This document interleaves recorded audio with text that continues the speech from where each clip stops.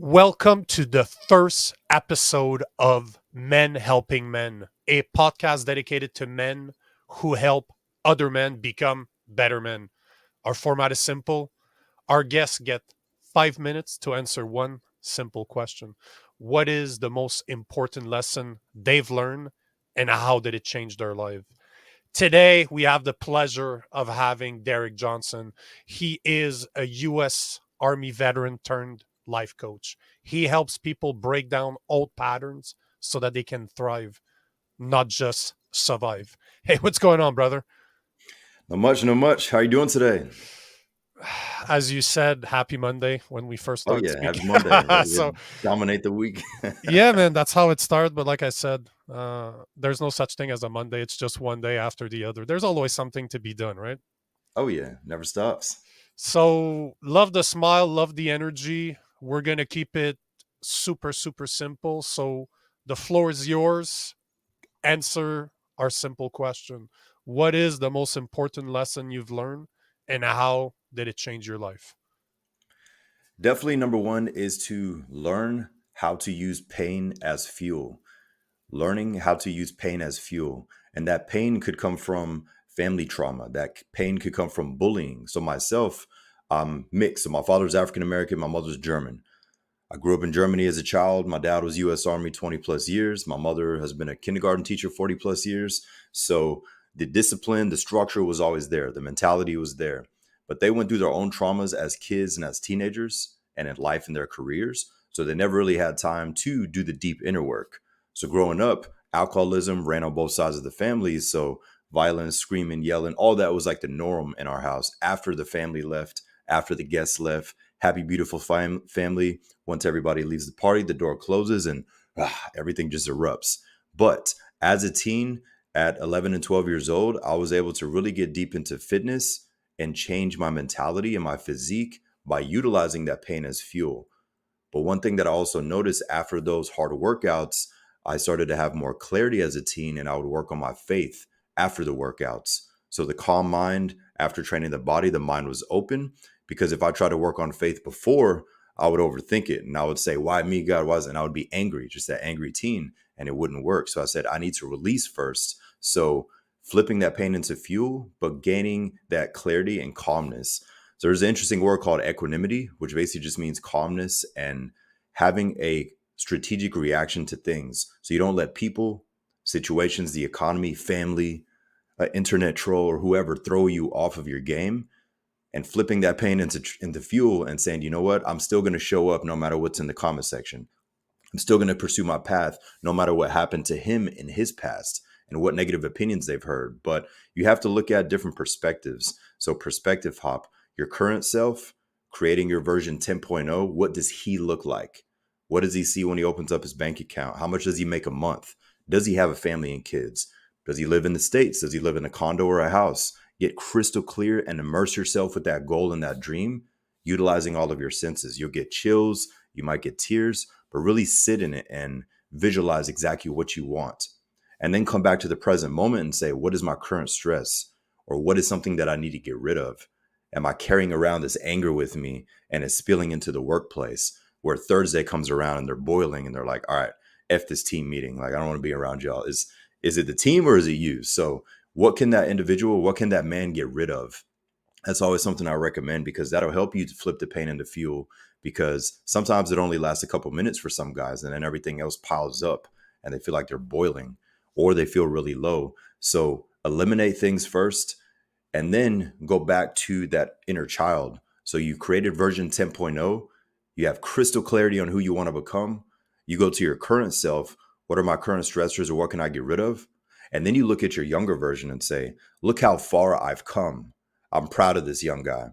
He should be proud of my current self. So when you have the ability as a man to perspective hop, you stay more neutral and calmer. And I truly believe the best leaders, the best men, they're calm, cool, and collective under pressure. And you can always sense it. I One of my biggest memories was my dad. We were traveling. And so my dad was Army, lived in Germany. We traveled a lot. So we're in the Paris airport. I'm like 14 years old. And I was just getting into Taekwondo and all that. And we're walking in the airport. He's like 6'4". My mother's like 5'4", small German mother. And then there's me. And then my sister. We're walking, and this dude grabs my mom's purse and like pulls her arm really hard in the middle of the airport. So it's not like we're downtown in a sketchy area. We're just walking through the airport.